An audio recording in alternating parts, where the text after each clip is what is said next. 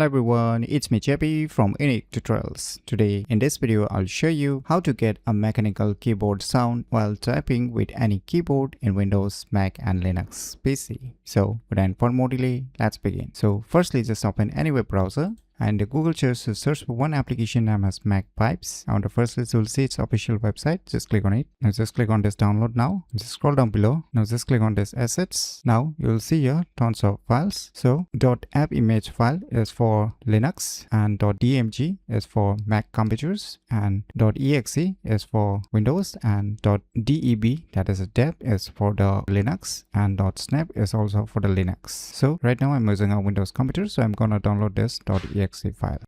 So finally the file has been downloaded, so let me go to the folder where it's being downloaded and let me close this web browser. Just double click it to run this software installer. Click on next, click on install.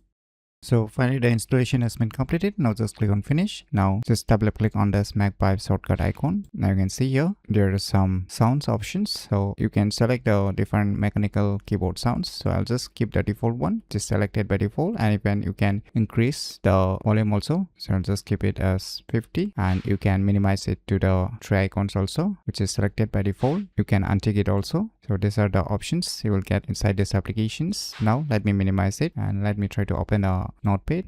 Instead let me type some words here. So definitely you can hear some sounds here. So you can hear the sound, which is exactly the same as the mechanical keyboard sounds.